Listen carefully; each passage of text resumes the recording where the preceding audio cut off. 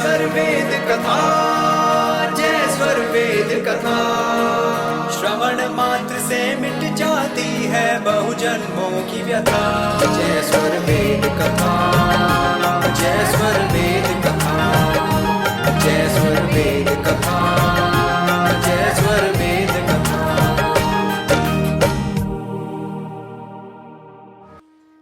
आज हमारी यात्रा का समापन दिवस है।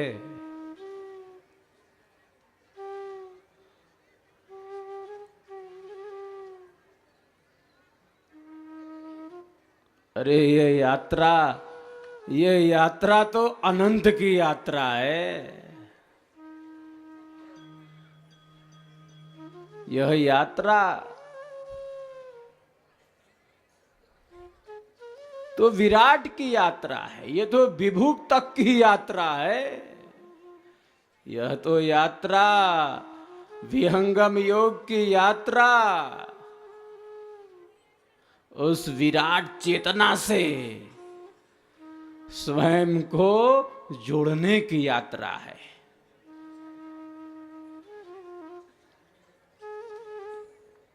बड़ा बड़ा पुण्य संयोग रहा।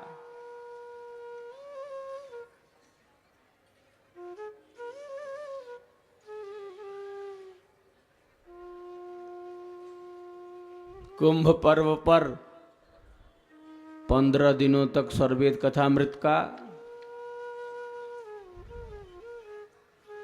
अवसर प्राप्त हुआ और पुनः सदगुरु की पावन पुण्यतिथि के अवसर पर 7 दिवसीय इस आयोजन का अवसर हम सबको प्राप्त हुआ।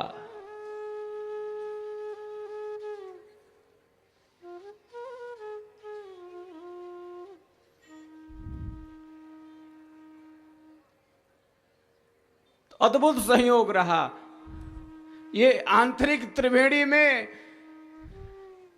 एक एक विहंगम योगी स्नान करता है। कोई एक बार डुबकी लगाएगा, 2 बार डुबकी लगाएगा, 3 बार डुबकी लगाएगा, बाहर आ जाएगा।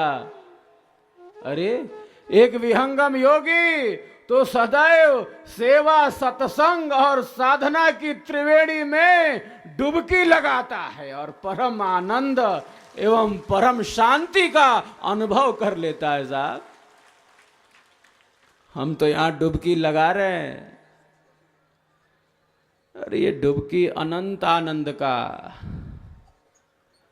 मार्ग प्रशस्त कर देती है।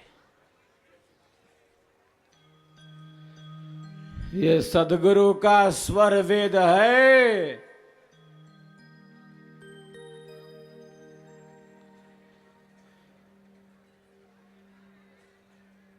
इसमें जो डुबकी लगाएगा वो आनंद नहीं प्राप्त करेगा तो कौन प्राप्त करेगा? साहब, बात तो यह है। यहां पर बड़ा आनंद का चढ़ रहा। स्वर वेद के स्वरों के साथ, इन दिव्य वाणियों के साथ, सदगुरु की चेतना के साथ, ब्रह्म विद्या के इन भेदों के साथ हमने जीवन को आगे बढ़ाने का एक प्रयत्न किया, पुरुषार्थ किया।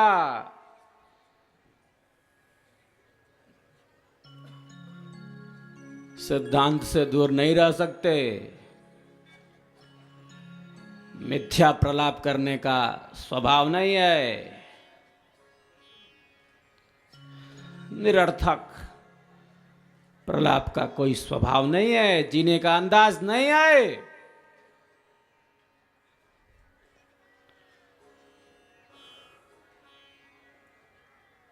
हमारी निष्ठा, हमारी आस्था सत्य विश्वास पर केंद्रित है। हमारी आस्था, हमारा विश्वास, हमारी भावना सत्य पर आश्रित है, सत्य सिद्धांत पर आश्रित है। जिसकी आस्था, जिसका विश्वास सत्य पर, सत्य सिद्धांत पर, परम सत्य पर आश्रित है, वही तो परम आनंद का, परम शांति का अनुभव कर लेता है। सीधी सी बात है। सत्संग के नाम पर, कथा के नाम पर, प्रवचन के नाम पर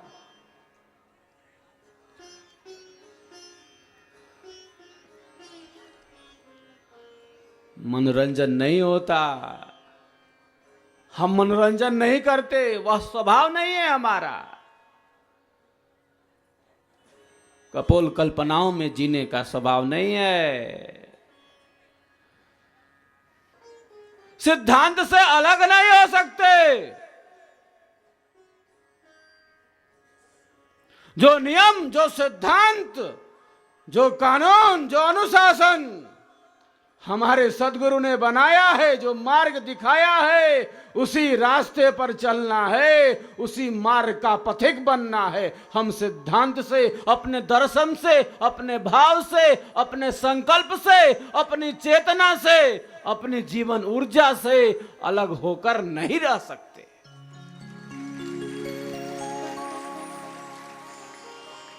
कोई मत थोड़े है, कोई संप्रदाय की वस्तु नहीं है यह ब्रह्म विद्या।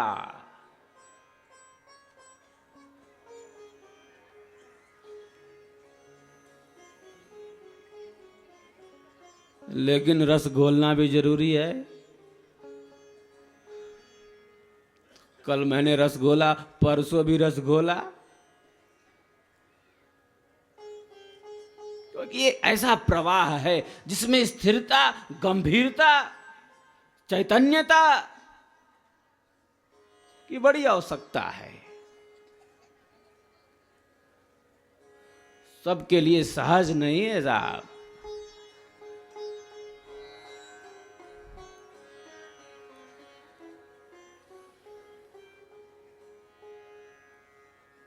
निश्चित रूप से सबके लिए सहज बोधगम्य बनाने का यह प्रयास होना चाहिए, लेकिन सिद्धांत से दूर होकर नहीं। इसका प्रयास निश्चित रूप से होना चाहिए और अनेकानेक वर्षों से यह प्रयास है। प्रयास क्या कहें, यह सहजता है हमारा, इसी में जीवन है, इसी में वृत्ति है।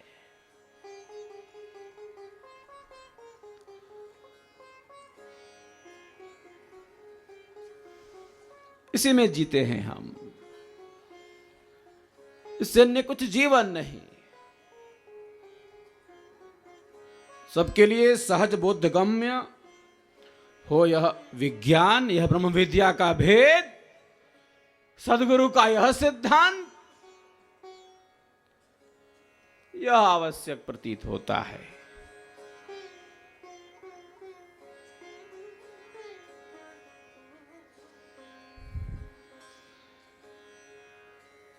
आज ही के दिन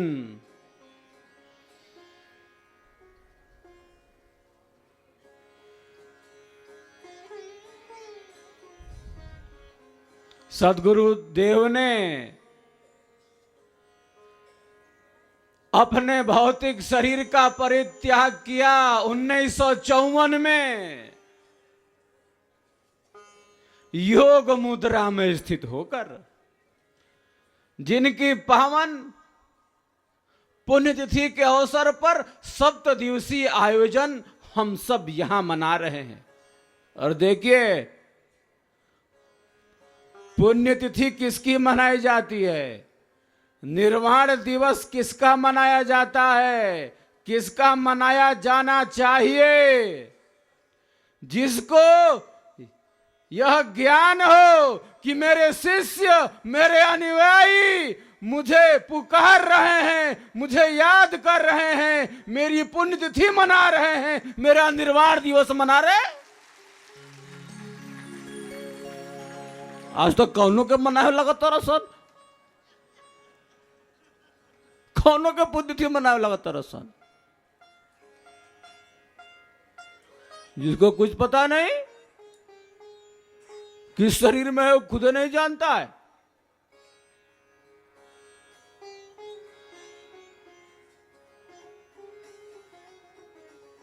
सदगुरु की सत्ता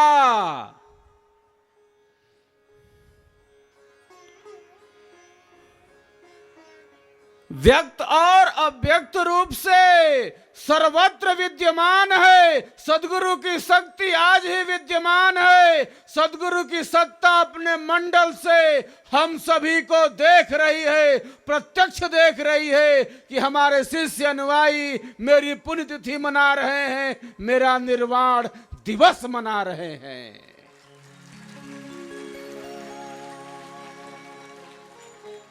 मैं जाता कहां हूं?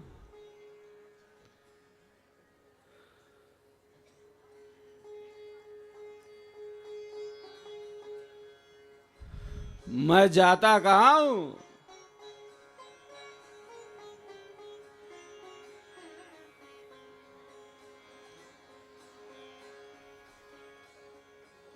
मैं तो अपने मंडल में विद्यमान रहूंगा।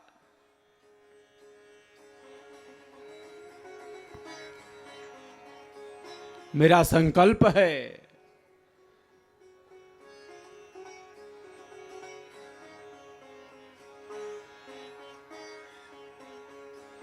लाखों जीवों की मुक्ति का, और जब तक वह संकल्प पूर्ण नहीं होता मैं अपने मंडल में यही विद्यमान रहूंगा।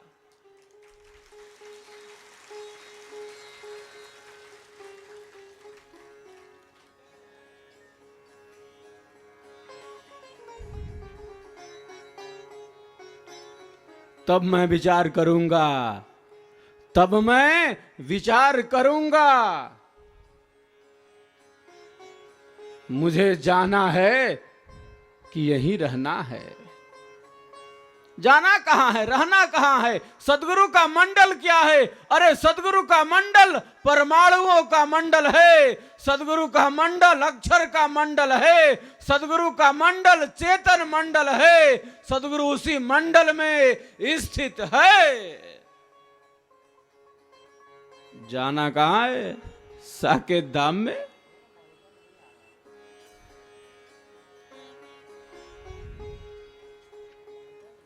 सदगुरु वह छुड़ावनहार सत्ता है, वह नित्य सत्ता है, वह नित्य अनादि सत्ता है।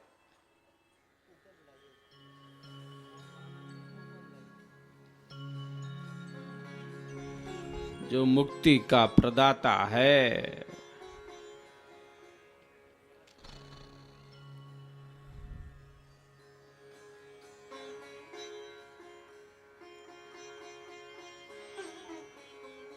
जिस महान सत्ता ने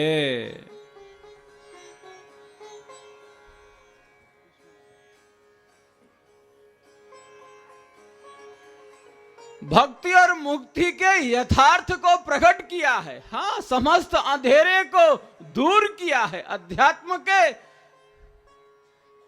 समस्त प्रकाश को हम सबों के समक्ष प्रकट किया है। संपूर्ण विश्व की मानवता के सामने प्रकट किया है।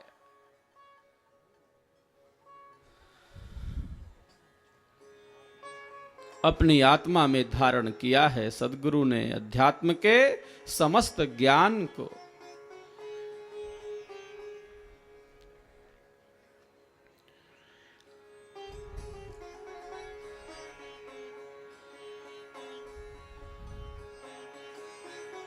ये ब्रह्म विद्या की धारा है। अरे ये ब्रह्म विद्या का प्रकाश है। और इसका संबंध देखिए किससे है? इसका संबंध नित्य अनादि सदगुरु से है। ये सदगुरु की परंपरा है।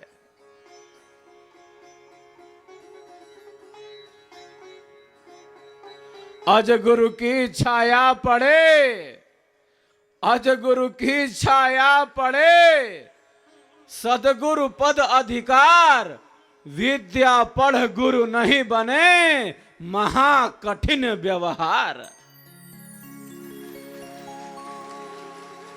यहां यह मामला है तार्किक ज्ञान का, बुद्धिमूलक ज्ञान का। अरे साहब,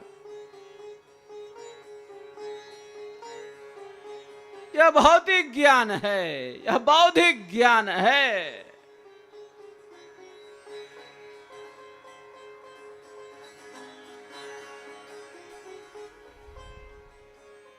ज्ञान का यहां धरातल क्या है? ज्ञान का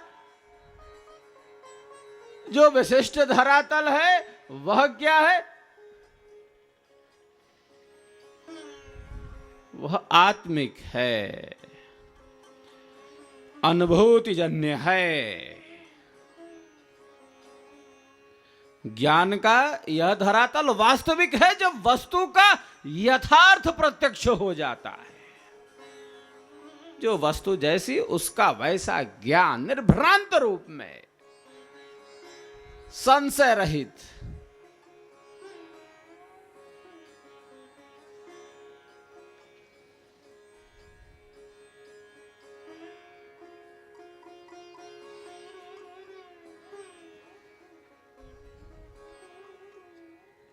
तो विहंगम योग के प्रणेता सदगुरु सदाफल देव जी, भगवान ने अध्यात्म के समस्त अनुभवों को प्राप्त किया, अध्यात्म के समस्त विज्ञान को प्राप्त किया। किस आधार पर? परम सत्य का अनुभव किया। किस आधार पर? स्वाध्याय से, पुस्तकों के पठन से, पाठन से। स्वर वेद का सृजन किया सदगुरु ने। किस आधार पर किया? क्या स्वाध्याय से?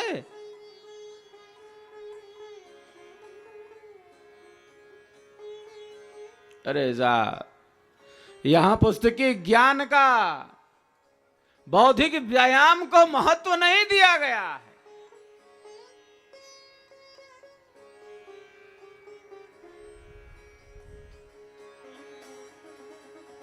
सदगुरुदेव ने अध्यात्म के समस्त अनुभव को साधना की गहराइयों में जाना है, उसे प्राप्त किया है आत्मा की भूमि में दृढ़ होकर, स्थिर होकर।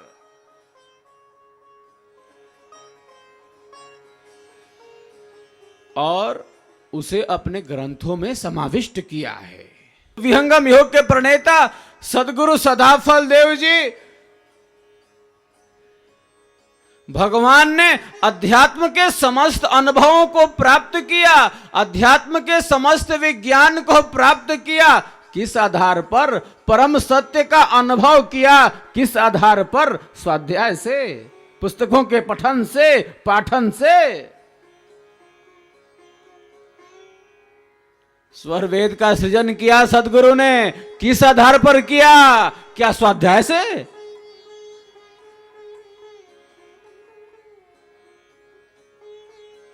अरे जा, यहां पुस्तकीय ज्ञान का, बौद्धिक व्यायाम को महत्व नहीं दिया गया है।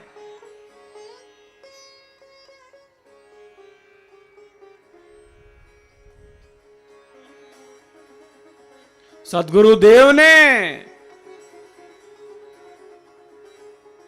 अध्यात्म के समस्त अनुभव को साधना की गहराइयों में जाना है, उसे प्राप्त किया है आत्मा की भूमि में दृढ़ होकर, स्थिर होकर।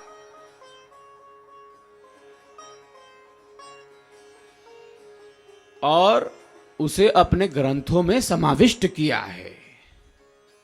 अनुभूतियों को ही यहां अभिव्यक्ति प्रदान की गई है। यह सबसे बड़ी बात है, यह सबसे बड़ा वैशिष्ट है। यहां वो लिखा है, वहां वो लिखा है। सदगुरु ने ऐसा कभी नहीं कहा। स्वयं का अनुभव क्या है? यहां इसी की सर्वोच्चता है, इसी की प्राथमिकता है।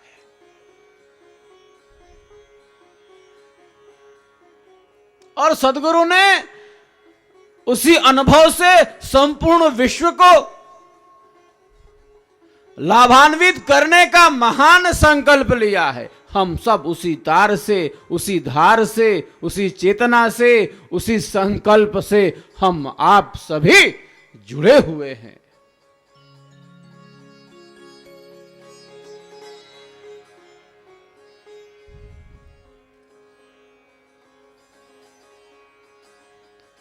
सामान्य पुरुष तो, सामान्य जन तो अपने प्रारब्ध कर्मों के वशीभूत होकर शरीर को धारण करते हैं।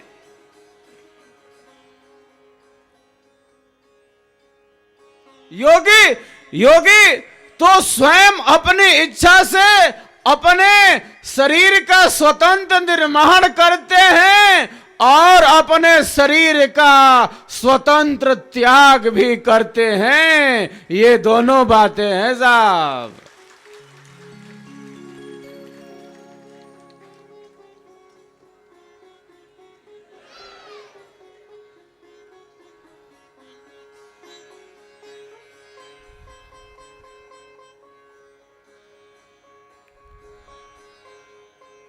सांसिधिक सृष्टि, हां, योगियों की यह सृष्टि है। हां, मां के गर्भ में आते हैं लेकिन स्वयं की इच्छा से। किस गर्भ को धारण करना है इसका निर्धारण स्वयं वह योगी करता है। प्रारब्ध भोगने के लिए थोड़े आ रहा है, प्रारब्ध कर्मों के वशीभूत होकर नहीं आ रहा है। अरे साहब, वह सत्ता तो जगजीवों के कल्याण के लिए, मानवता के कल्याण के लिए, समस्त जीवों के कल्याण के लिए इस संसार में प्रकट हो जाती है। प्रारब्ध भोगने के लिए थोड़े आ रही है।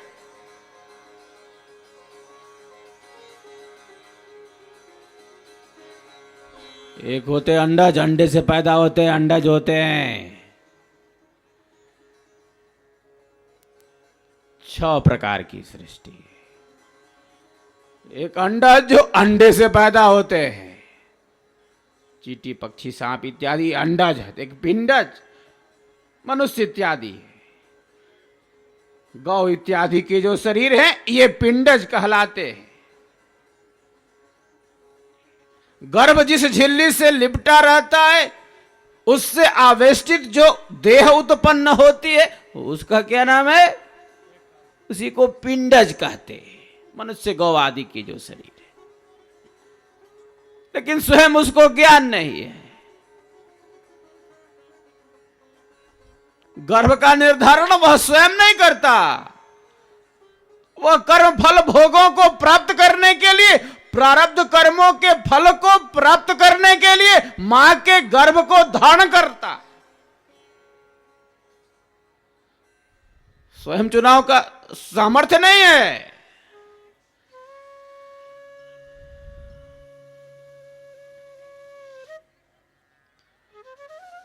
ऊष्मज हैं जो सीमित गर्मी पाकर उत्पन्न हो जाते हैं। स्थावर हैं, वृक्ष, लता, औषधियां।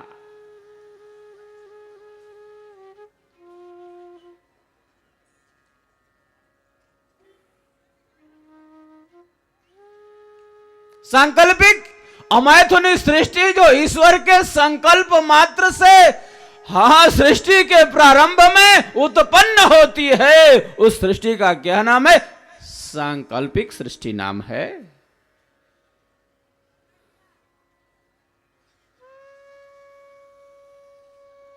एक सांसिधिक सृष्टि है जिसमें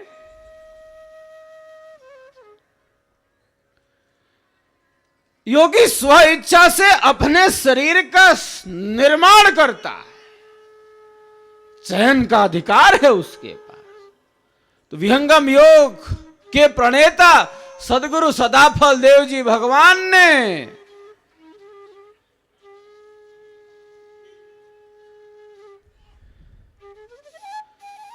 जन्म और मृत्यु पर अधिकार प्राप्त कर लिया था।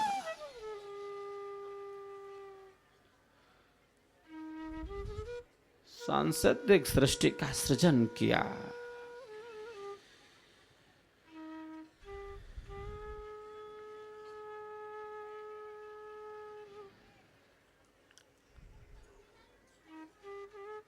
योग मुद्रा में स्थित होकर अपने भौतिक शरीर का परित्याग किया।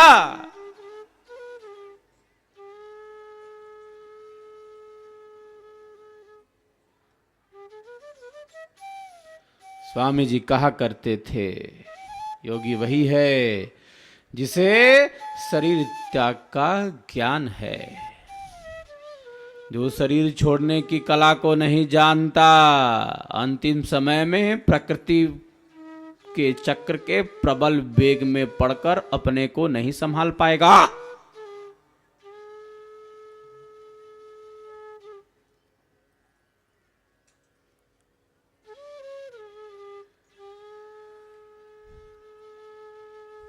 प्रकृति की शक्ति बड़ी विशाल है, व्यापक शक्ति है। माया प्रभु की शक्ति है, जन प्रभु का है दास। माया ईश्वर की शक्ति है, बहुत व्यापक शक्ति है, बड़ी शक्ति है। प्रकृति में विशाल शक्ति है, विराट शक्ति।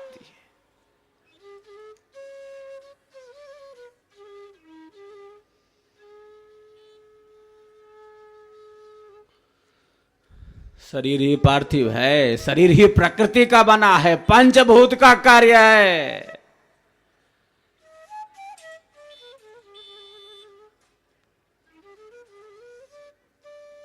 जिसे देह त्याग का ज्ञान नहीं, प्रकृति चक्र के प्रबल वेग में पड़कर उसका शरीर नष्ट हो जाता है। किस द्वार से आत्मा को निकालना है, इसका ज्ञान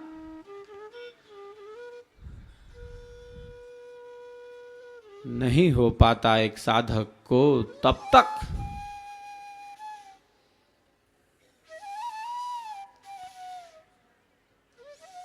तो किस प्रकार से वह अपनी आत्मा को निकाल पाएगा, उस भेद से, उस क्रिया से अनभिज्ञ रहता है। विहंगम योग के प्रणेता ने अपने शरीर का स्वतंत्र त्याग किया। कहा, विश्व के वैज्ञानिक नास्तिक बुद्धिजीवी होते तो देखते किस प्रकार से भारत का योगी, एक विहंगम योगी, अपने शरीर का स्वतंत्र त्याग करता है।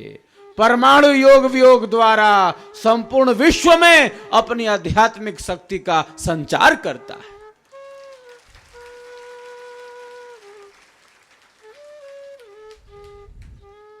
साधारण व्यक्ति घबराता है मृत्यु से, हा?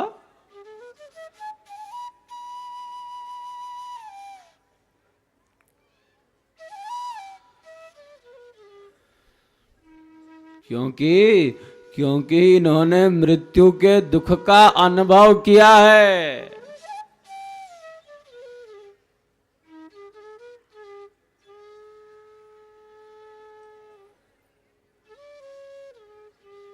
पूर्व में अनेकों बार शरीर छूट चुका, मां के गर्भ को धारण किया है, मां के गर्भ की पीड़ा को जानता है।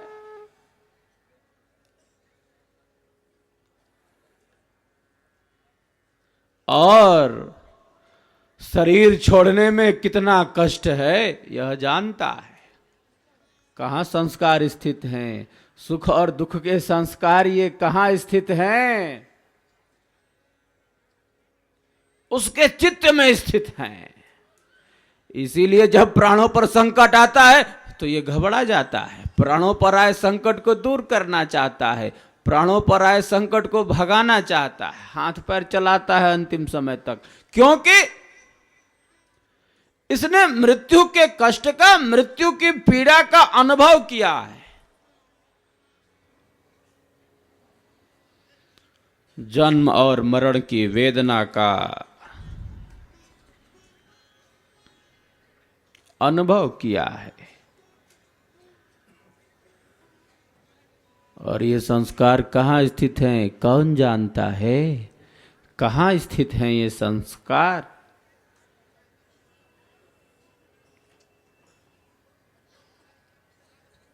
ये संस्कार उसके चित्त में स्थित हैं, सूक्ष्म रूप से विद्यमान हैं। इसीलिए जब प्राणों पर संकट आता है तो ये साहब घबरा जाते, प्राणों पर आए संकट को दूर करना चाहते हैं, क्योंकि इन्होंने मृत्यु के कष्ट का अनुभव किया है। चित्त में वो सारे संस्कार दबे भरे पड़े, कैमरा है, वस्तुओं को खींच लेता है।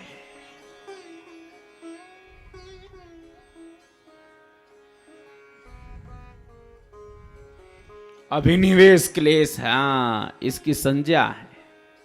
यह दुख का कारण है। स्वरस बाही विदुषो अपि तथा रूढ़ो भिनिवेशः। जो सामान्य जनों में भी और जो भौतिक विद्या के आचार्य हैं उनके अंदर यह मृत्यु का भय, मृत्यु की पीड़ा काम करता है।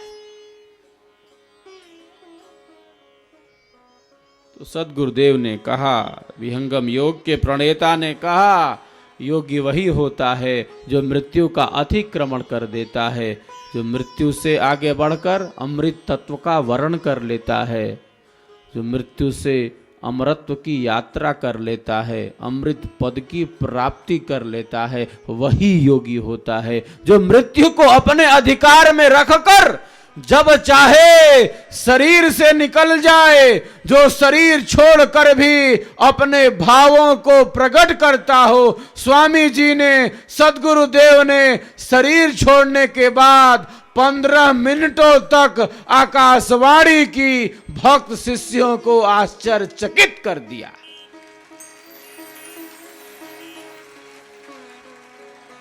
मैं वहां से बोल रहा हूं, मैं वहां से बोल रहा हूं जहां से सृष्टि होती है, जहां से प्रलय होता है। हम ओइजा बैठल बानी।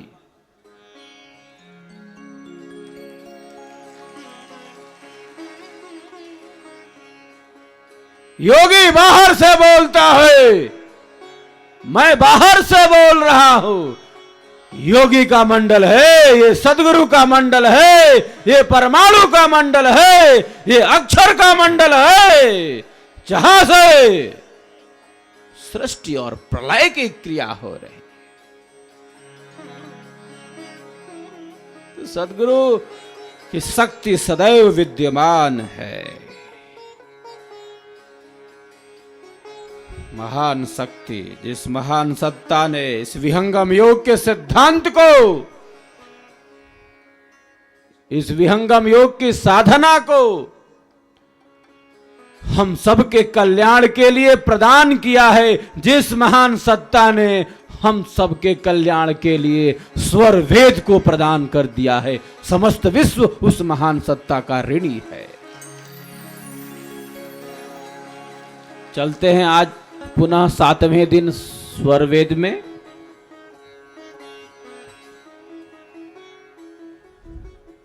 सप्तम दिवस की यह यात्रा सदगुरु की पावन पुण्यतिथि के अवसर पर आज यहाँ पूर्णता की ओर है। उनकी पावन पुण्यतिथि पर हम स्वरवेद की दिव्य वाणियों की तरफ चलते हैं।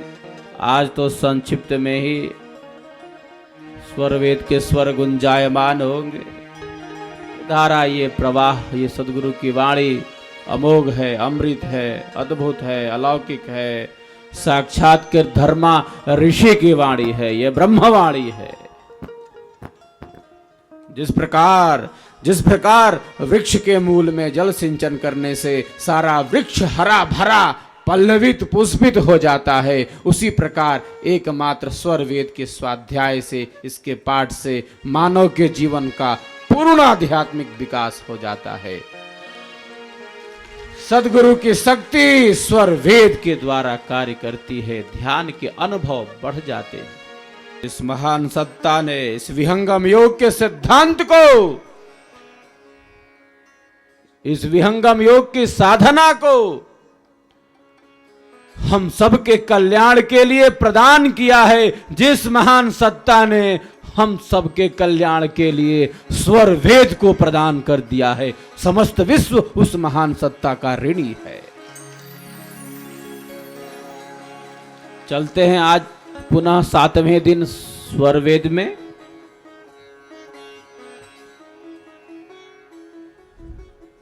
सप्तम दिवस की यह यात्रा सदगुरु की पावन पुण्यतिथि के अवसर पर आज यहाँ पूर्णता की ओर है। उनकी पावन पुण्यतिथि पर हम स्वरवेद की दिव्य वाणियों की तरफ चलते हैं। आज तो संक्षिप्त में ही स्वरवेद के स्वर गुंजायमान होंगे।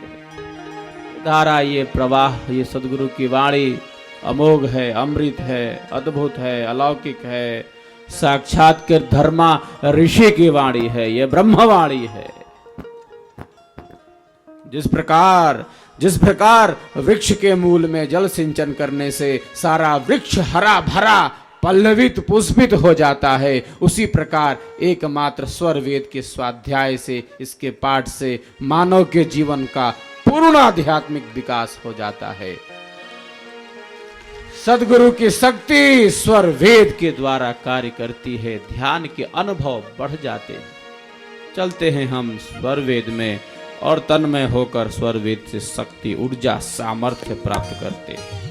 मैं तो कुतूहल मात्र में मुक्ति द्वार से आया, मैं तो कुतूहल मात्र में मुक्ति द्वार से आया, वही शब्द का द्वार है चेतन चेतन जाय, वही शब्द का द्वार है चेतन चेतन जाय।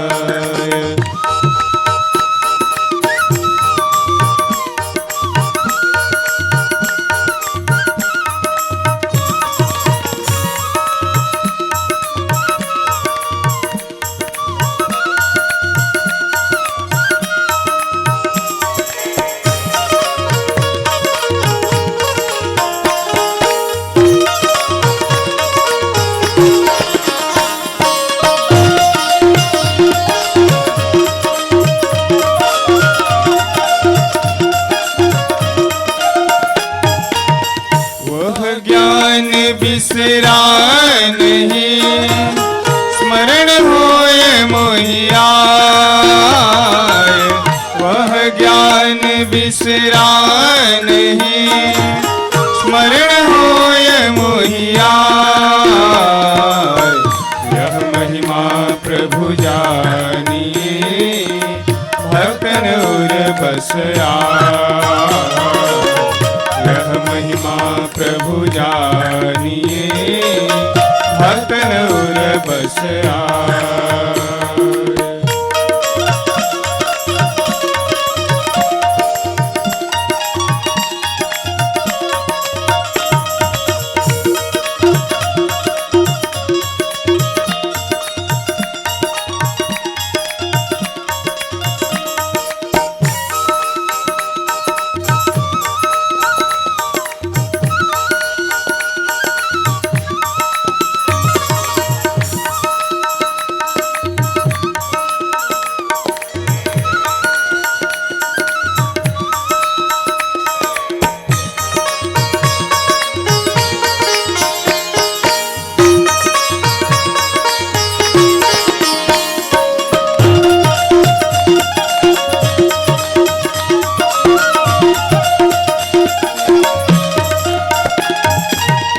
सदगुरु की छाया पड़े सदगुरु पद अधिकार, सदगुरु की छाया पड़े सदगुरु पद अधिकार, विद्या पढ़े गुरु नहीं बने महाकठिन व्यवहार, विद्या पढ़े गुरु नहीं बने महाकठिन व्यवहार। ये सदगुरु की धारा है, ये विहंगम योग का प्रवाह है जो हमें अध्यात्म की उस अजस्र ज्ञान धारा से जोड़ देता है, जो हमें भक्ति के प्रवाह में स्थिर बना देता है, जो हमारे जीवन को योगमय बना देता है। तो ये ब्रह्म विद्या ब्रह्म से उत्पन्न होती है। ये ब्रह्म विद्या ब्रह्मजा है, ये ब्रह्म से उत्पन्न होती है। नित्य अनादि सदगुरु इसके प्रवर्तक हैं, नित्य अनादि सदगुरु के अधीन है ये ब्रह्म विद्या। अभ्यास सिद्ध सदगुरु ने जिस महान सत्ता की हम पुण्यतिथि मना रहे हैं, उस महान सत्ता ने इस ब्रह्म विद्या को प्राप्त किया।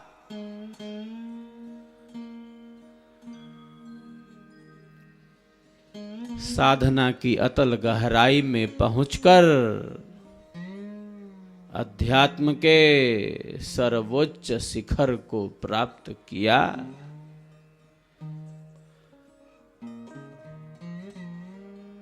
ये ब्रह्म विद्या ब्रह्म से उत्पन्न है, नित्य अनादि सदगुरु के अधीन है। अभ्यास सिद्ध सदगुरु ने प्राप्त किया है इस ब्रह्म विद्या को। साधना की अतल गहराई में पहुंचकर अध्यात्म के सर्वोच्च शिखर को प्राप्त किया, नित्य अनादि सदगुरु से प्राप्त किया और परंपरा सदगुरुओं के द्वारा यह धारा प्रवाहित होती है। इदं वाव तज्ज्येष्ठाय पुत्राय पिता ब्रह्मा प्रब्रूयात्। ये धारा है, यह प्रवाह है।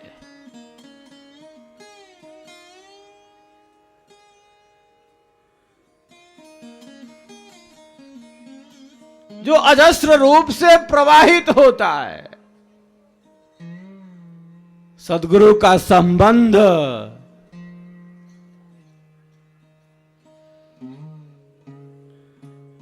जीवों के कल्याण से होता है।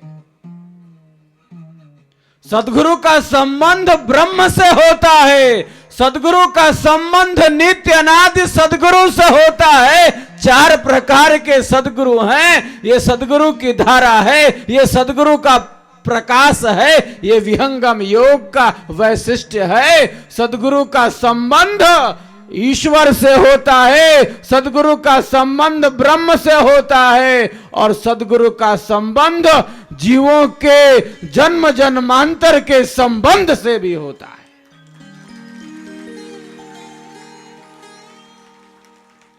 ये धारा है, ये प्रवाह है।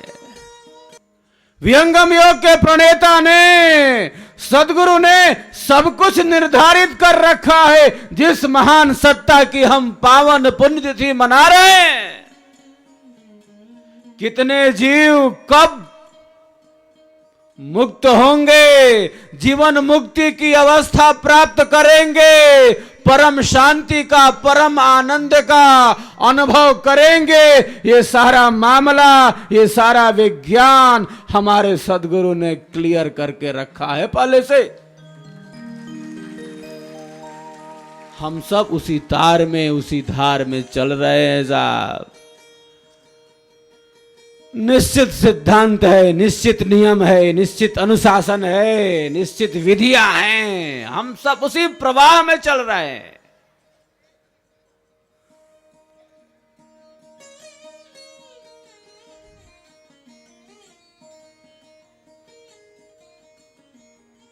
विहंगम योग के प्रणेता ने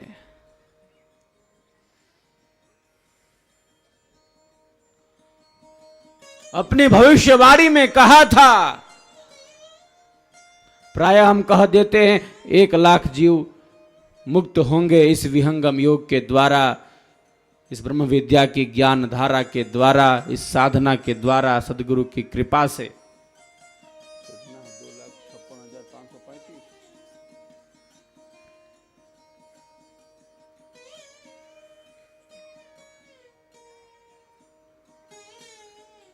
सदगुरु ने कहा 2,56,535 जीव मुक्त होंगे इस मानव जीवन से, इस मानव शरीर से, और परम आनंद का अनुभव करेंगे।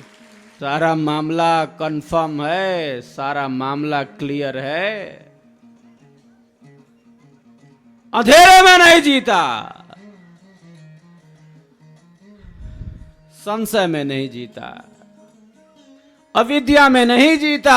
एक विहंगम योगी ज्ञान के उस शाश्वत प्रकाश में जीता है। तो हम सब उसी तार से, उसी धार से जुड़े हुए हैं। विहंगम योग आत्मा के कल्याण का साधन है, आत्मा के उद्धार का साधन है, परम शांति का साधन है, जीव के उद्धार का साधन है, स्वयं को जानने का मार्ग है, परमात्मा से जुड़ने की विद्या है, परम आनंद के अनुभव की विद्या है। सदगुरु ने कहा, विहंगम योग के प्रणेता ने कहा, सीधी सी बात है, देखो मैंने इस विज्ञान के द्वारा परम आनंद का अनुभव प्राप्त किया है, और प्यारे तुम भी चलोगे, तुम भी इस रास्ते पर चलोगे तो आपको भी अनंत आनंद एवं अनंत शांति का अनुभव होगा। अद्भुत मार्ग योग विहंगम मैं तुमको बतलाऊंगा, यदि विधिवत तुम साधन करी हो अमर लोक पहुंचाऊंगा। सीधी सी बात है।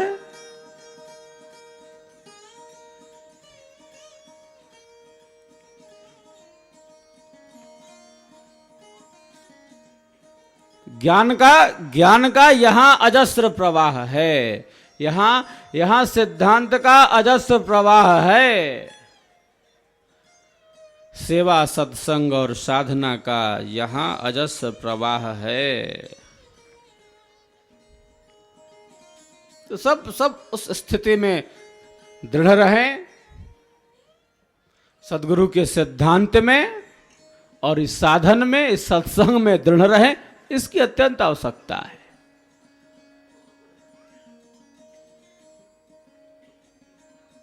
सप्त दिवसीय आयोजन है। सदगुरु की पावन पुण्य तिथि के अवसर पर ये 7 दिनों का यह पुण्य तिथि समारोह आयोजित है। पहले 5 दिनों का, इस बार ये गाड़ी 2 दिन और आगे बढ़ी।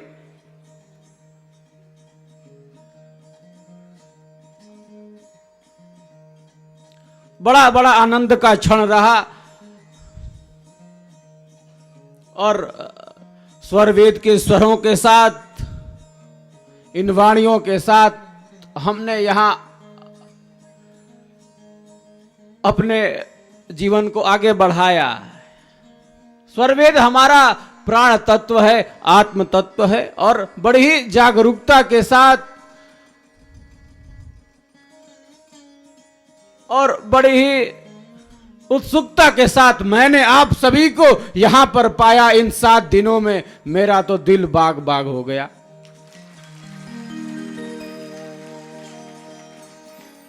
आपका उत्साह, आपका उमंग और आपकी ऐसी स्थिति को देखकर मुझे बड़ा आनंद रहा, अतिशय आनंद रहा। वाणी से मैं अपने आनंद का वर्णन नहीं कर सकता, जो आनंद इस पावन पुण्य तिथि में मुझे मिला है।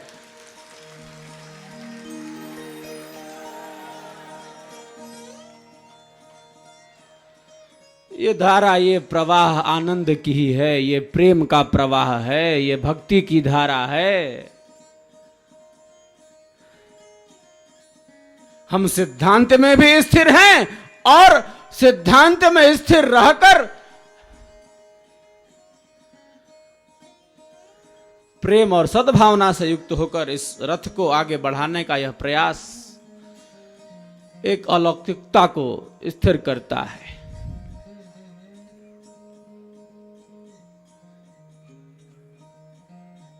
तो सप्त का कितना बड़ा स्थान है। हां, सप्त का कितना बड़ा स्थान है हमारे आपके जीवन में। देखिए, 7 संख्या का हमारे आपके जीवन में बहुत बड़ा संबंध है। हाँ, सप्त दिवसीय यात्रा है। 1 से लेकर चलेंगे तो अभी तो मामला क्लियर करने में बहुत टाइम लग जाएगा। सप्त संख्या का कितना बड़ा स्थान है। हाँ, प्रथम दिन से ही यह स्थिति यहां पर बड़ा आनंद, बड़ा अद्भुत संयोग एक से लेकर चलेंगे।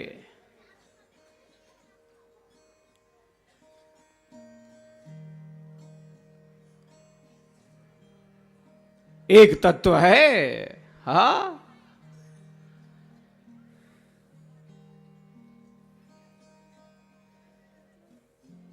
दो तत्व है, तीन तत्व भी हैं, चार तत्व भी हैं, पांच तत्व भी हैं, षट तत्व भी हैं, सप्त का भी मामला है, अष्ट चक्र भी है। अरे साहब,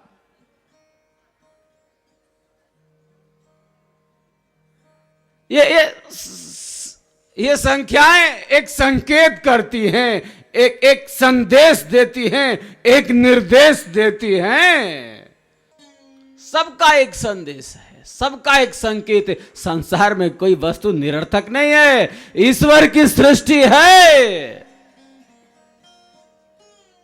आकस्मिक नहीं है कुछ भी। यहां पर सब कुछ व्यवस्था मूलक है, सबका एक प्रयोजन है, सबका एक सिद्धांत है, सबका एक नियम है, सब में एक रहस्य भरा पड़ा है।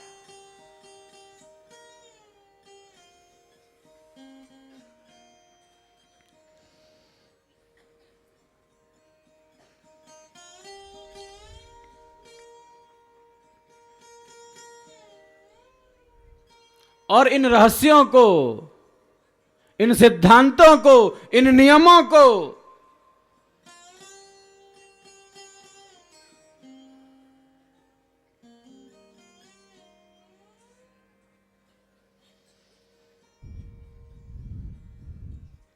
आत्मसात करता है। एक मानो इन समस्त भेदों को एक ज्ञानी, एक वास्तविक ज्ञानी, एक तत्ववेता, एक चिंतक इन समस्त तत्वों को आत्मसात कर लेता है, इस भूमि में दृढ़ हो जाता है, स्थिर हो जाता है।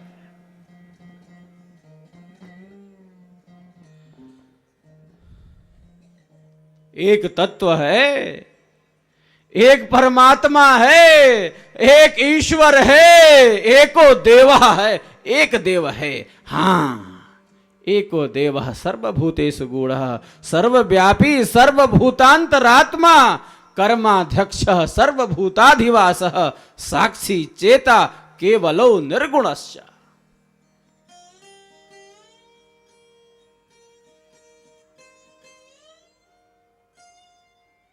एक ईश्वर है। हा,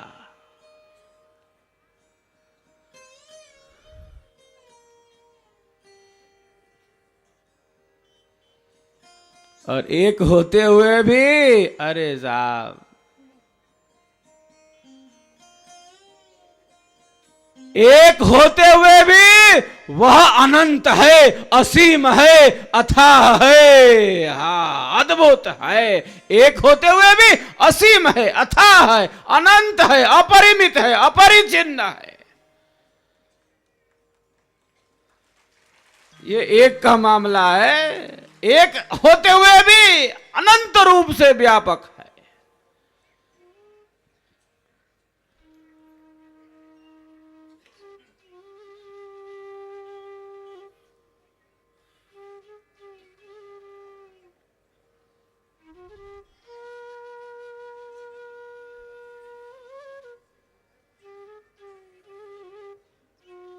उस परमात्मा के अनंत आंखें हैं, अनंत सिर हैं, अनंत पैर हैं। हाँ, एक होते हुए भी वह अनंत सत्ता है। सर्वोर से सर्वत्र जीव के आधारभूत शरीर को स्पर्श करता हुआ 10 अंगुल प्रमाण धाम सच्चिदानंद स्वरूप से वह विद्यमान है।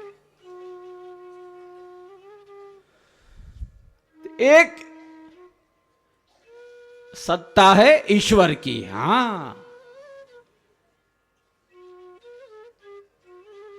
जो हमारी आत्मा के अंदर प्रतिष्ठित है। मैं प्रायः कहता हूं, देखिए इस शरीर में एगो आत्मा नहीं के, एगो आत्मा बिया।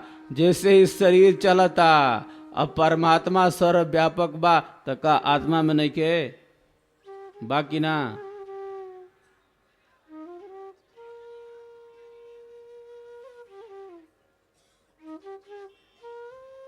इस शरीर में एक आत्मा है और उसी आत्मा के अंदर अंतरात्मा रूप से परमात्मा भी स्थित है, ईश्वर भी स्थित है। सूक्ष्म से सूक्ष्म है। हाँ, सूक्ष्म से सूक्ष्म। क्यों छोट नहीं क्यों करा से? कोई ईश्वर से छोटा नहीं हो सकता, कोई ईश्वर से बड़ा नहीं हो सकता।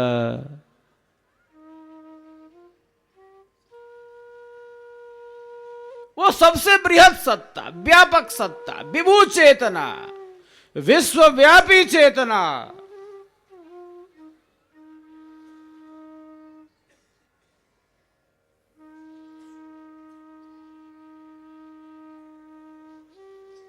जर्रे जर्रे में है, जर्रे जर्रे में है, जर्रे जर्रे में है। झांकी भगवान की किसी सूझ वाली आंख ने पहचान ली। अरे साहब, ये प्रकृति क्या है? ये प्रकृति तो परमात्मा को प्रकट कर रही है। और क्या कर रही है? प्रकृति में भी परमात्मा है, इससे परे भी है। हाँ, स्वरवेद ने कहा, सदगुरु ने कहा,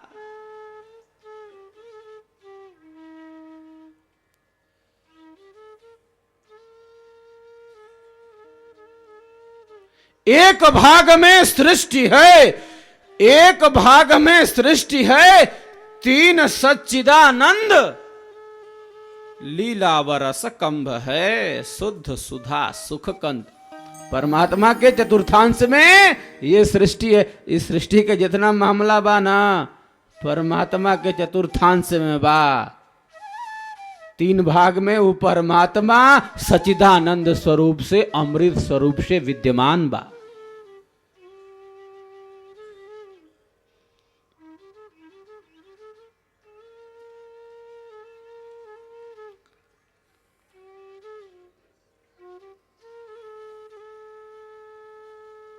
प्रकृति में भी है, इससे परे भी है।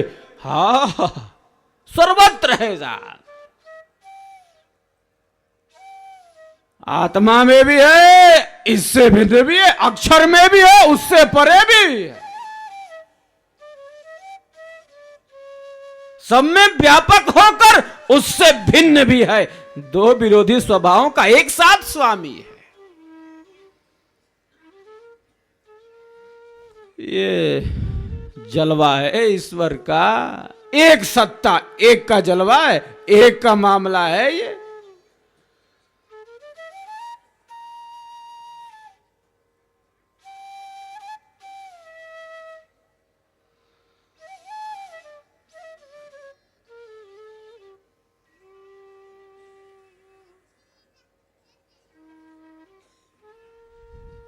तो विश्वव्यापी सत्ता, नियंता, साक्षी, कर्माध्यक्ष, फल प्रदाता, न्यायकारी, वह सत्ता ईश्वर की सत्ता है। सब पदार्थ काम कर रहे हैं, सूर्य अपना काम कर रहा है, पृथ्वी अपनी कक्षा में घूम रही है, ये पेड़ पौधे, पहाड़, नदियां, ये जंगल पर्वत अपना काम कर रहे हैं। सबका अपना लक्ष्य है, अपने लक्ष्य को पूर्ण करते हैं। मानव इन जड़ पदार्थों से प्रेरणा प्राप्त करता है।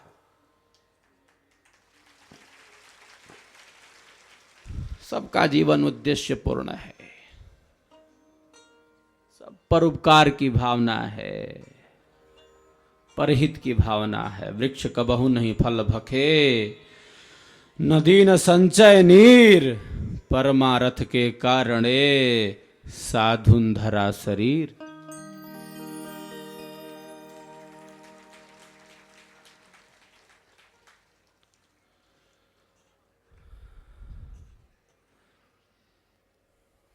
सबके सुख का चिंतन,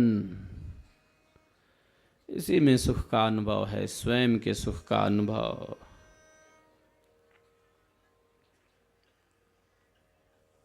ईश्वर की सृष्टि है। मैं और मेरा ये दुख को उत्पन्न करते हैं, ये कष्ट को उत्पन्न करते हैं, समस्याओं को उत्पन्न करते हैं। तेन त्यक्तेन भुंजिथा, त्याग पूर्वक उपभोग।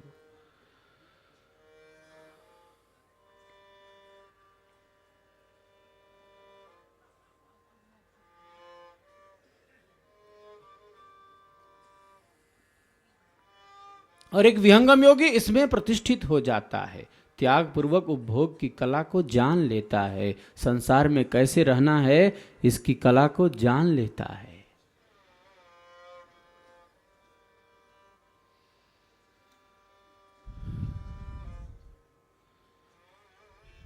एक मछली है, दलदल में रहती है, फंसती नहीं है।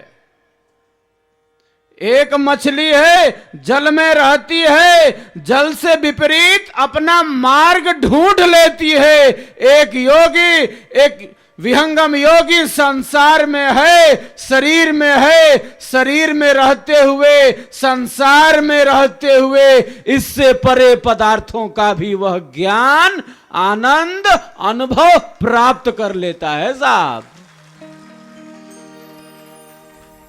ये बात है, ये मामला है।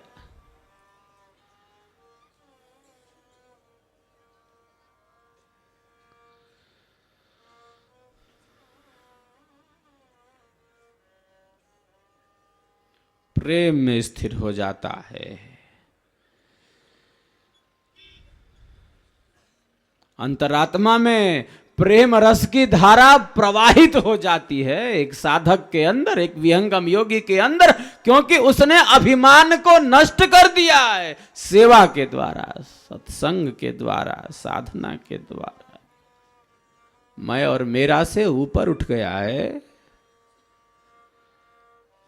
द्वेष से ऊपर उठ गया है, राग से द्वेष ऊपर उठ गया है।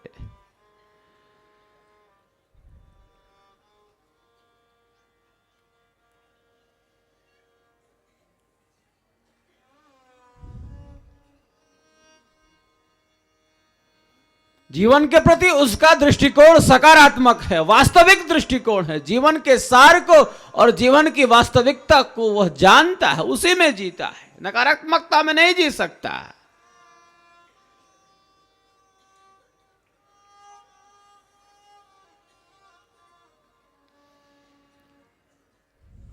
प्रेम का जस प्रवाह उसके भीतर स्थित हो जाता है, क्योंकि उसे यह ज्ञान हो जाता है कि यह विहंगम योग का सिद्धांत है, यह स्वर वेद का दर्शन है, यह सदगुरु का सिद्धांत है, यह जीव के उद्धार का साधन है, यह आत्मा के कल्याण का साधन है। जब इतना ज्ञान, इतना भाव स्पष्ट हो जाता है, ये स्थिति दृढ़ हो जाती है, तो उसका प्रेम भी बढ़ने लगता है इसके प्रति, उसका भाव भी जागृत हो जाता है इसके प्रति।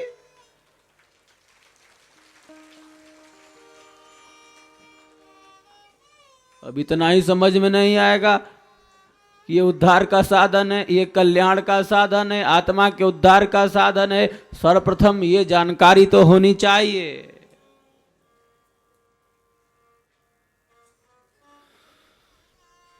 सर्वप्रथम साधन ज्ञान का साधन है। ज्ञान के समान पवित्र करने वाला दूसरा कोई साधन नहीं है। सर्वप्रथम विवेक का स्थान है। विवेक को जागृत करना सर्वप्रथम अनिवार्य वस्तु है।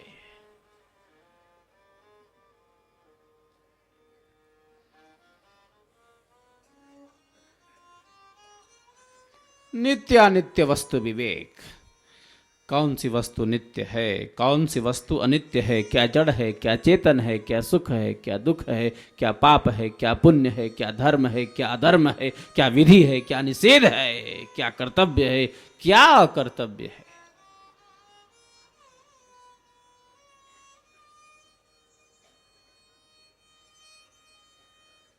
सर्वप्रथम इसी का ज्ञान प्राप्त होता है। तो ज्ञान का आधार यहाँ क्या है? ज्ञान का आधार यहाँ क्या है? ज्ञान का आधार यहाँ आत्मिक है। लेकिन सर्वप्रथम बाह्य तत्व का ज्ञान भी आवश्यक है। ब्रह्म विद्या दो भेद है, तत्व ज्ञान अभ्यास। प्रथम बोध तत्वन करे, अंतर भेद समास। तो ज्ञान की यहां वह विशिष्ट भूमि है। हाँ, ज्ञान के दो भेद हैं। एक ज्ञान का आधार क्या है? एक बाह्य तत्व का ज्ञान है और एक आंतरिक साधना की प्रणाली है। एक बाह्य तत्व का ज्ञान और एक आंतरिक साधना की प्रणाली, ये ज्ञान के दो भेद।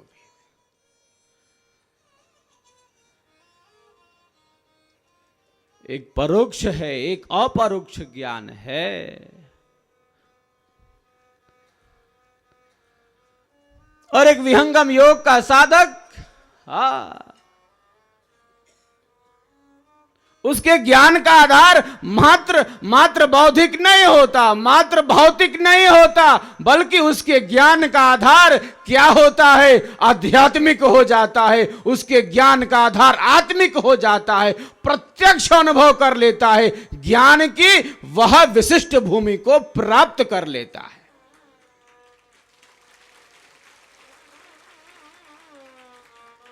देखिए, विद्या चार प्रकार से उपयोगी होती है। आगम काल, स्वाध्याय काल, प्रवचन काल। चौथा नंबर क्या है? व्यवहार काल। पहले सुनेंगे नहीं तो सब कैसे जान जाएगा? सुनना बहुत जरूरी है।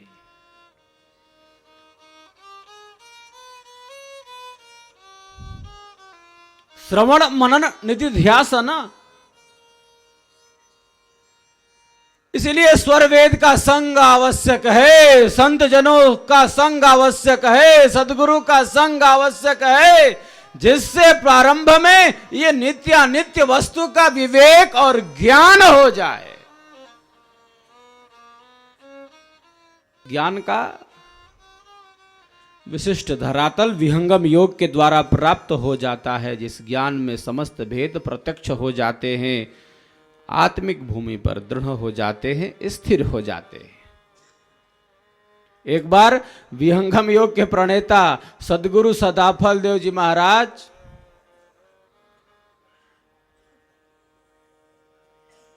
महाराष्ट्र में एक स्थान पर प्रवचन कर रहे थे। उनकी अमृतवाणी दिव्य वाणी का आयोजन था। वहां विद्वानों का एक बहुत बड़ा समागम हो गया था।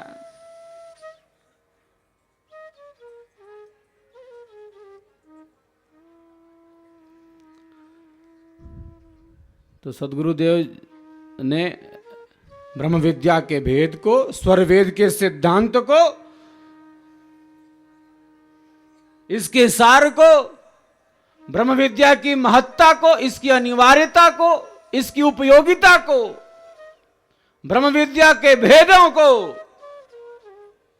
विहंगम योग के वैशिष्ट्य को,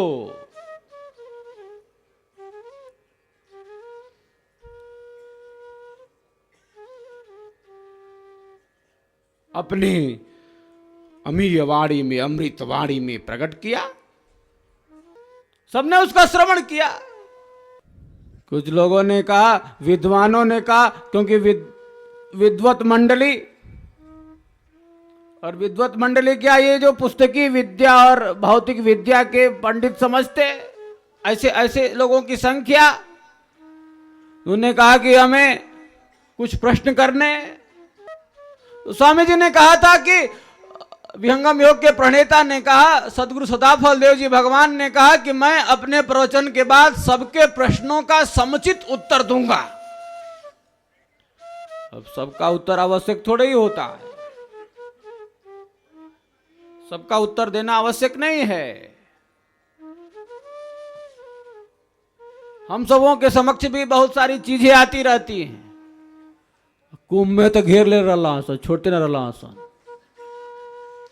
उन्होंने लेके कैमरा टीवी लेके पहुंचा तरला सा है, बोल दीजिए और बता दीजिए कुंभ में आ जाता रहा सा। मैं उन्हें बताता था कि कुंभ का शाब्दिक अर्थ कलश है, ये शरीर कलश है, इस कलश में अमृत भरा है, आत्मा अमृत है, परमात्मा अमृत है।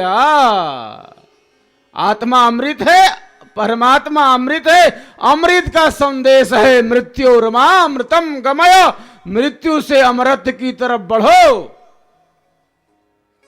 कुंभ का अपना सांस्कृतिक महत्व है, इसका धार्मिक महत्व है, पौराणिक महत्व है, कुंभ का ज्योतिषीय महत्व है। कुंभ सभ्यता का संगम है, संस्कृति का संगम है, लेकिन सबसे बड़ा इसका जो महत्व है वह आध्यात्मिक महत्व है, और उस आध्यात्मिक महत्व को ब्रह्म विद्या प्रकट करता है, विहंगम योग प्रकट करता है। ये कुंभ में बड़ा चला सब।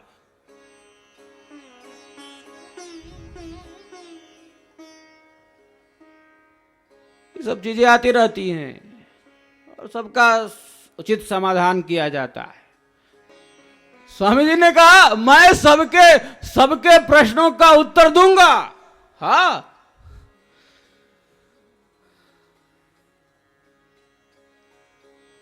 हाँ, जो आवश्यक होगा उसका उत्तर दूंगा।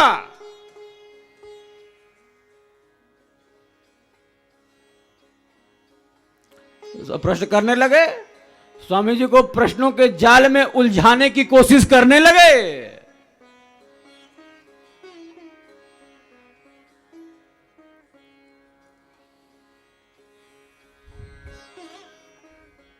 स्वामी जी ने अपने वास्तविक सिद्धांत के अनुसार, अपने वास्तविक अनुभव के आधार पर, अपनी रितंभरा प्रज्ञा के आधार पर सबके प्रश्नों का समुचित उत्तर दिया, जिसे सद्गुरुदेव ने आवश्यक समझा।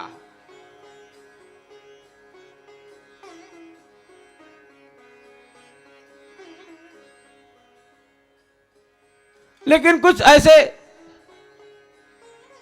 वितंडावादी जो निरर्थक प्रश्न कर रहे थे, सद्गुरुदेव को वाद विवाद में उलझाने की कोशिश करने लगे, ये मामला हार जीत पर लाने की कोशिश करने लगे। निरर्थक प्रश्न, बेतुके प्रश्न जिनका कोई औचित्य नहीं। सद्गुरुदेव ने समस्त विषयों को स्पष्ट किया, सबके सार को, सबके तत्व को, सबके भेद को स्पष्ट किया, और सद्गुरुदेव ने पात्रता के अनुसार उन सबको यथोचित बोध भी कराया था, और कहा कि मैं अपने विषय का ज्ञाता हूं।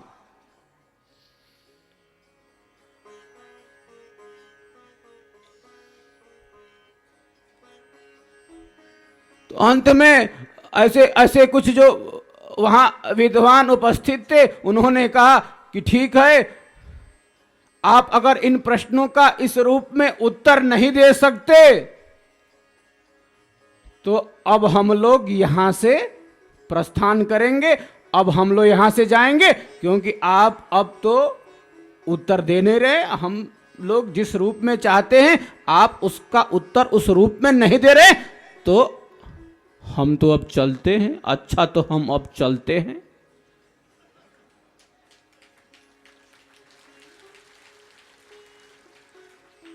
स्वामी जी ने कहा आ गए हो बच्चे। विहंगम योग के प्रणेता सद्गुरु सदाफल देव जी ने कहा आ गए हो, लेकिन जब तक मैं नहीं चाहूंगा यहां से हिलकर नहीं जा पाओगे। स्वामी जी ने ऐसी शक्ति का प्रयोग कर दिया, सब वहां मूर्छित हो गए। बार बार उठे सब, अब बार बार गिरे सब नीचे। कहा कि 24 घंटे तक, सद्गुरुदेव ने कहा, विहंगम योग के प्रणेता ने कहा, कम से कम 24 घंटे तक इनको इसी स्थिति में रखूंगा।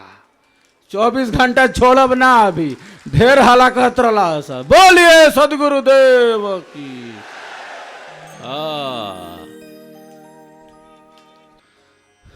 अब विवश होकर ऐसी स्थिति आ गई, स्वामी जी को विवश होकर इस कार्य को करना पड़ा। तो विहंगम योग के प्रणेता सदगुरु सदाफल देव जी महाराज ने, भगवान ने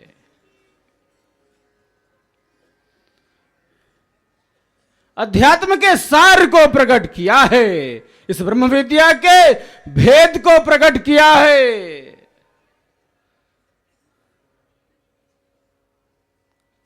ज्ञान का आधार क्या, उसके बाद सब स्वामी जी से प्रार्थना कर लगी, छोड़ दी तो जाए दिए लिखे तो गलती के लिए बड़ा सर। तब सदगुरु तो दया के सागर, कृपा के सागर, सदगुरु दया के सागर, स्वामी जी ने शक्ति को समेट लिया। थोड़ी सी शक्ति, अल्प शक्ति को न बड़ शक्ति थोड़े रहे। स्वामी जी ने शक्ति को समेट लिया और फिर वो ईश्वर का धन्यवाद देते हुए उस सभा कक्ष से बाहर गए। विहंगम योग के प्रणेता सदगुरु सदाफल देव जी भगवान ने विहंगम योग के सिद्धांत को, इसके दर्शन को, इसके भाव को साधना की अतल गहराई में प्रविष्ट किया। हमारा आपका सौभाग्य है, उसी तार में, उसी धार में हम सब चल रहे हैं। हमारा आपका सौभाग्य है कि सदगुरु ने हमें स्वर वेद प्रदान किया है, विहंगम योग की साधना को प्रदान किया है।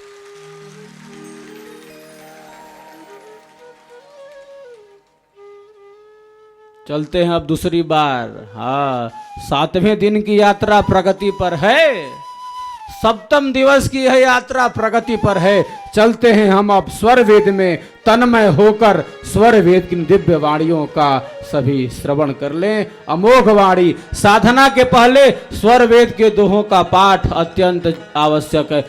मैं जान लूं 7 दिन में पूछा नहीं हूं, ऐसा नहीं होता। कहीं भी भारत में रहूं चाहे भारत के बाहर की, पूछूं नहीं कि स्वर वेद पढ़ते हैं कि नहीं। यहां बैठे हुए कितने लोग स्वर वेद का पाठ करते हैं? विहंगम योग की साधना के अभ्यास के पहले हाथ उठाएं। हाँ, हाथ नीचे करें। हाँ, सबको करना है। जो पाठ नहीं करते, ये सदगुरु का स्वर वेद है, ये विहंगम योग का वेद है, ये ब्रह्म विद्या का ग्रंथ है, ये विहंगम योग का सिद्धांत है, ये विहंगम योग की आत्मा है, ये ब्रह्म विद्या का प्राण तत्व है। साधना के पहले इसका पाठ अत्यंत आवश्यक है। मैं ऐसे अनेकों साधकों को जानता हूं, व्यक्तिगत रूप से जानता हूं, जिनके अंदर स्वर वेद ने वो अद्भुत शक्ति पैदा की। जब वे स्वर वेद के दोहों को पढ़ते हैं, उनके अंदर थर्राहट होती है, उनके अंदर कंपन होता है, उनके अंदर वाइब्रेशन होता है, उनके अंदर एक असीम शक्ति का सृजन होता है। तो सबके लिए अनिवार्य है,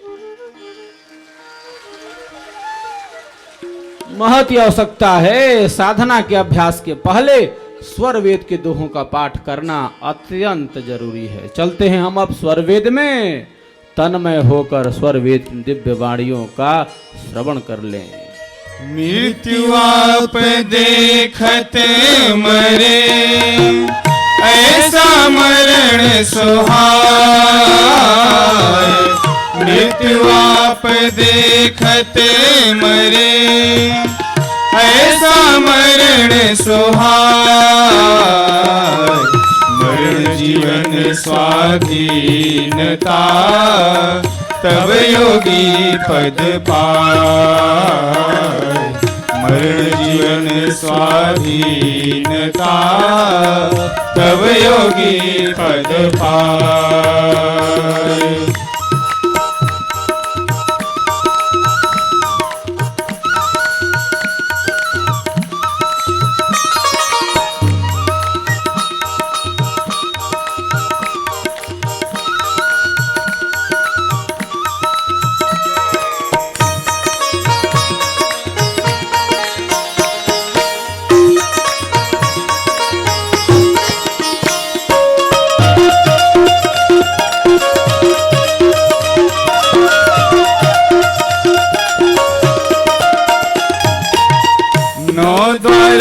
संसार का दसवां योगी तारी, नौ द्वारा संसार का, दसवां योगी तारी, एकादश खिड़की बनी, शब्द महल सुख सार, एकादश खिड़की बनी, शब्द महल सुख सार।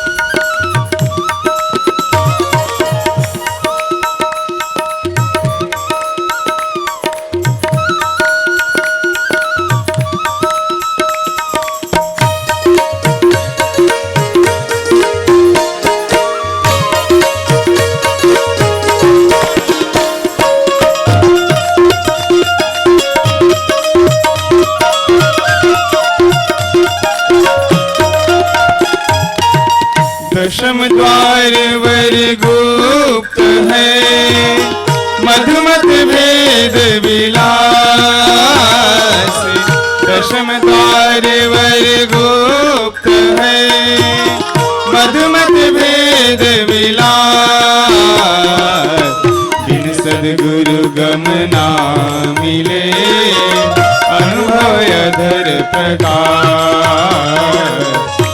सद्गुरु गम ना मिले, अनुभव अधर प्रकाश। इन वाणियों में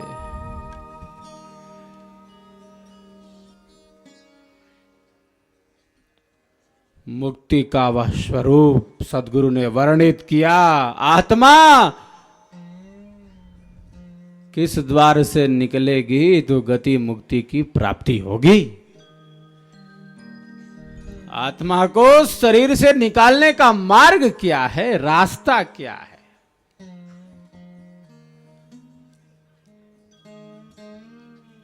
सद्गुरुदेव कहते थे ऊपर तो खुला है,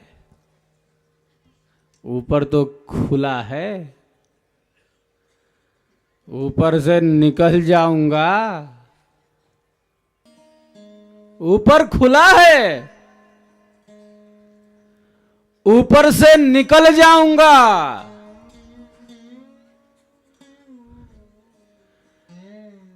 जिसे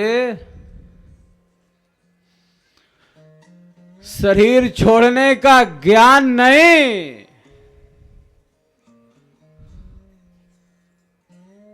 किस द्वार से निकलेगी आत्मा?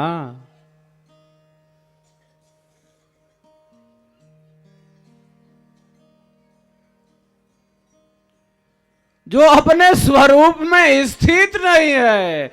पहले अपने स्वरूप में स्थित होगा तब उसे शरीर छोड़ने का ज्ञान प्राप्त होगा साहब।